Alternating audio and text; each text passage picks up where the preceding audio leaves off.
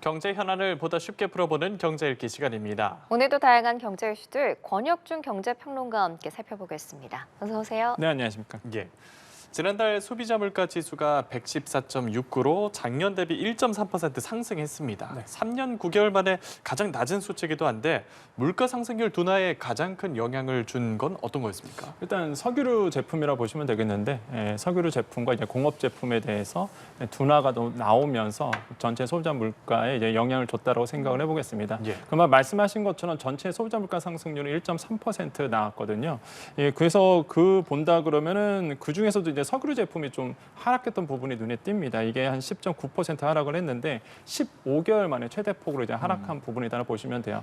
다행히 이제 전체 소비자 물가 상승률이 1%대 두 달 연속 나오면서 확실히 이제 물가 상승에 대한 둔화는 지표로 확인이 됐다라고 좀 보시면 되겠고, 예. 금방 질문 주신 것처럼 그 안에서 주요하게 영향을 미쳤던 것이 공업 제품과 석유류 제품이고, 근데 석유류 제품은 아시겠지만 우리가 어쩔 수 없는 부분이죠. 뭐 국제 유가가 둔화된다 그러면 당연히 떨어질 수밖에 없고요. 그렇기 때문에 이거 외부 요인이다 보니까 좀 안심할 수는 없다라고 좀 말씀을 드리겠습니다. 어쨌든 간에 석유류 제품은 확실하게 크게 내렸던 부분이 있고요. 실제 기여도를 본다 그러면 전체 소비자 물가의 한 0.46%포인트 정도 인하에 영향을 줬습니다. 그래서 확실히 제가 봤을 때는 석유류 제품이 가장 큰 영향을 줬고, 그다음에 과일 가격이 내렸어요. 그래서 과일 가격도 어느 정도 영향을 줬다라고 생각을 해보겠고요. 그래서 이런 부분들에 이제는 우리가 좀 초점을 맞출 필요가 있다라고 말씀을 드립니다.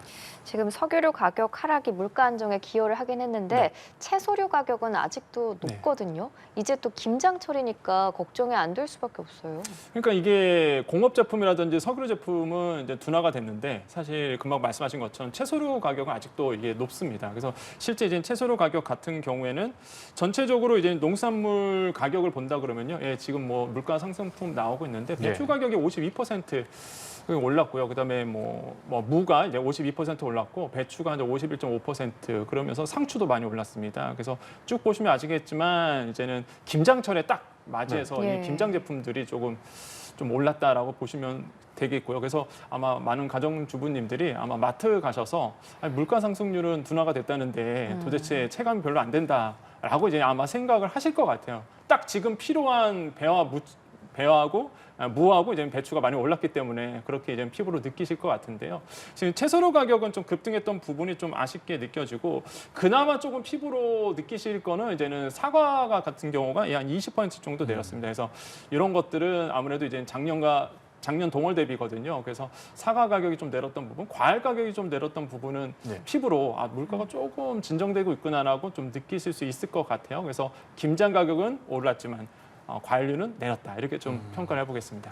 그리고 연말로 갈수록 물가가 2%에 근접할 수 있다는 전망이 나왔습니다. 네.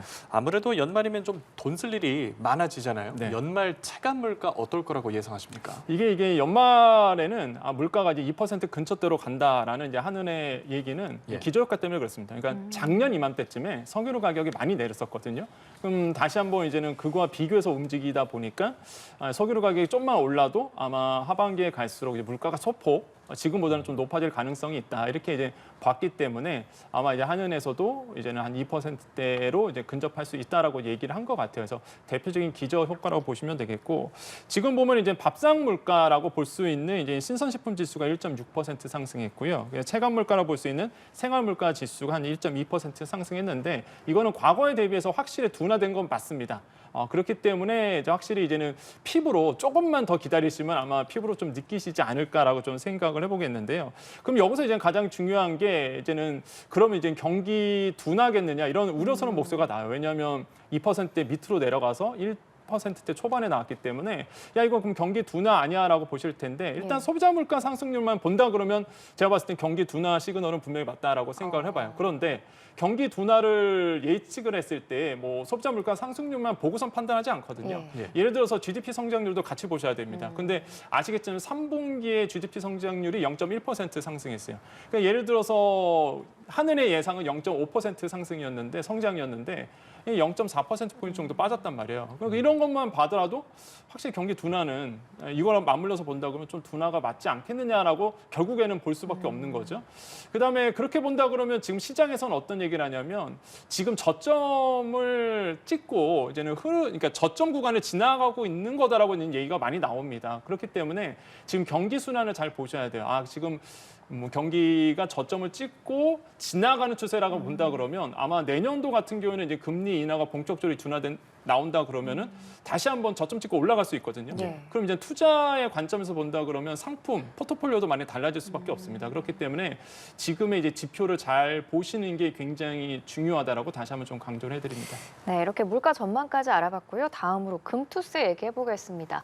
민주당이 금융투자소득세 폐지에 동의를 했습니다. 네. 그래서 이제 금투세가 4년 만에 폐지가 됐는데 일단 주식시장은 상당히 긍정적인 반응이죠. 네, 그 주식시장 불확실성이 몇 가지가 있는데 네. 그중 하나가 이제 사라진 네. 거죠. 그래서 폐지로 이제 민주당 쪽에서 당론을 정했기 때문에 뭐 기정사실화 됐다라고 생각을 해봅니다. 그래서 어제는 확실하게 주식시장에 훈풍이 불었습니다. 예. 드디어 이제 숙제 하나 풀었다 이런 느낌이어서 이제 어제는 확실하게 이제는 주식시장에 좋은 흐름을 이어왔는데 오늘 같은 경우에는 아무래도 미국 대선이 있다 보니까 예. 관망세입니다. 지금 확실하게 이제는 관망을 하고 있는 추세가 있고요. 지금 보시면 이제 주가 추이가 나오고 있죠. 그래서 오전 9시 40분에 금수대 폐지 이게 이제 동의가 되고 언론에 보도되자마자 정말로 급격하게 이제는 지수가 뛰는 모습. 이거는 예. 이제 어제입니다. 어제 지수고요. 급격하게 뛰는 모습을 보이죠. 그 정도로 우리나라의 이제 국내 장이 이 금투세 폐지를 원했다라는 걸 이제 볼 수가 있는 거죠. 그래서 이런 부분들이 확실히 지표로서 느껴졌고요. 하지만 오늘은요. 일단은 금투세 폐지 이슈보다는 일단은 이제 미국 대선에 대한 이제는 관망세가 지금 굉장히 보여주고 있다라는 부분, 이런 부분을 이제는 눈여겨 보셔야 될 포인트다라고 말씀을 드립니다. 예, 금투세 관련해서는 이거 뭐 반짝 효과만 내고 사그라질 거다라는 의견도 나오는 게 말씀하셨지만 이제 숙제 하나 해결한 네. 거잖아요. 남은 숙제들은 어떤 겁니까? 세 가지가 있습니다. 첫 예. 번째 이제 미국 대선이 끝나야 돼요. 이제 곧 끝납니다. 네. 내일 되면 이제 확실히 알 수 있을 텐데 우리 시간으로요. 일단 그렇게 된다면 불확실성 하나는 사라지게 됩니다. 예. 두 번째로는 거래 대금이 지금 너무 많이 감소됐거든요. 그러니까 지금 뭐 증권사 분들을 만나보면 최악이다 이런 표현을 씁니다. 그러니까 아예 그냥 국내 장에서 띄워놓으시는 분들이 한마디로 투자하시는 분들이 거의 없어요 지금. 그래서 거래 대금이 굉장히 축소된 부분, 이런 것들은 이제는 우리 국내 장이 좀 해결해야 될 문제다. 한마디로 재미가 없다라는 표현이거든요. 그래서 아마 이런 것들도 이제는 하나의 숙제로 남겨져 있고요.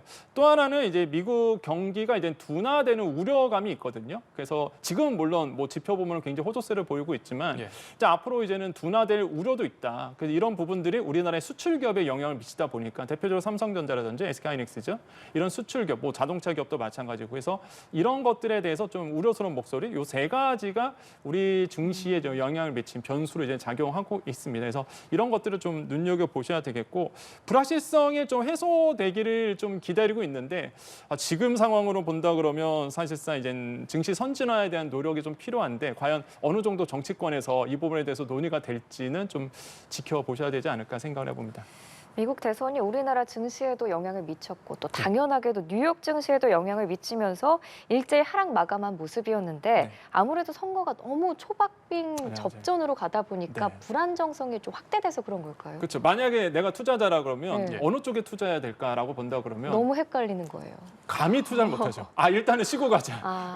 일단은 쉬고 가자. 왜냐하면 관망할 수밖에 없어요. 왜냐하면 말씀하신 것처럼 너무 초박빙이다 보니까 누가 될지 몰라요. 그래서 보통 이렇게 얘기합니다. 트럼프 전 대통령이 재선이 된다 그러면 수혜 종목이 딱 나와 있거든요. 예. 방산업체, 그다음에 전통 에너지 기업, 금융업체. 금융업체는 이제 규제 완화를 그종 계속 얘기했기 때문에 금융업종에 대한 훈풍이고요. 그다음에 이제 건설업체죠. 인프라 투자를 약속했거든요. 건설업체, 그다음에 이제 제약 바이오 쪽. 요쪽이 이제는 트럼프 전 대통령이 재선되면은 훈풍이 불 업종들이고, 그러면 해리스 후보가 만약에 당선이 된다라고 예. 본다 그러면 좀 수혜를 받을 게 의료용 이제 대마 관련 기업입니다. 뭐 아시겠지만은 뭐 대마에 대해서 굉장히 완화적인 어떤 모습들을 보여왔죠. 그러다 보니까 이런 의료용 대마 관련 기업이라든지 친환경 에너지 기업, 그다음에 2차 전지주, 전기차 관련 이런 것들, 이제 친환경 에너지와 관련 것들은 당연히 이제 뛸 수밖에 없고요. 그다음에 제약 바이오 이렇게 이제는 나오고 있거든요. 그렇게 된다 그러면 사실상 누가 되느냐에 따라서 이 업종이 희비가 완전히 갈립니다.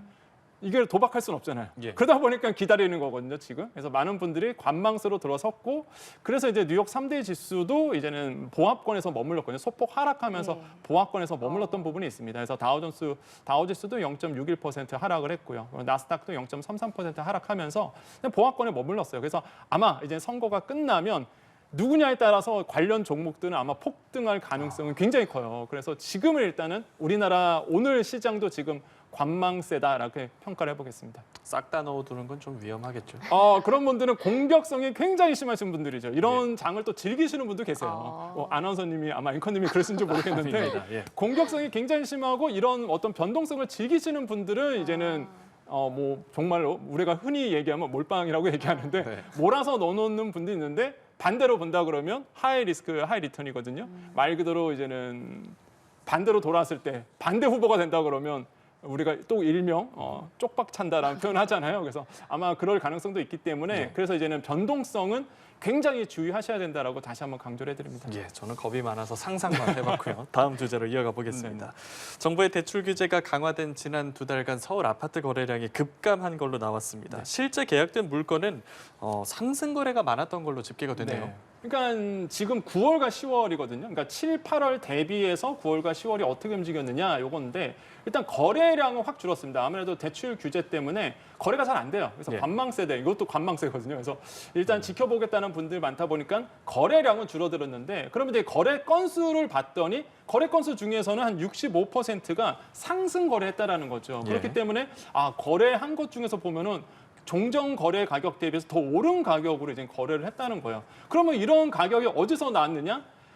이게 강남권에서 나왔습니다. 예. 그러니까 이게 비강남권은 사실상 오히려 거래도 안 될 뿐더러 현재 이제 대출 규제 때문에 사실상 거래 금액도 사실상 낮춰서 거래가 되고 있는데 강남권은 사실상 차원이 다릅니다. 여기 이쪽 같은 경우에는 어차피 대출과 상관없는 지역이거든요. 그러다 보니까 뭐 대출 규제가 와도요 영향이 별로 없습니다. 그냥 거래하실 분들은 거래하거든요. 그러다 보니까 강남권 중심으로 해서 이제 거래 대금이 상승, 거래가 굉장히 많이 일어나고 있다라고 좀 평가를 해보겠고요. 예. 이런 점을 봤을 때는 이제 대출 규제가 결국에는 이런 비강남권 아파트에 크나큰 영향을 미치고 있고 특히 이제 지방 부동산에 심각한 타격을 주지 않을까 저는 그렇게 보고 있습니다. 그러니까 서울 안에서조차도 양극화가 너무 심하죠. 심하게 나는 거잖아요. 지금 그러다 보니까 사실상 시장에서는 우려스러운 목소리가 계속적으로 지금 나오고 있다고 말씀드립니다. 예, 지금 가계부채 관리를 위해서 시중은행들이 대출 금리를 높이고 있는데 이게 집값이 하락 전환할 가능성은 좀 없는 걸까요?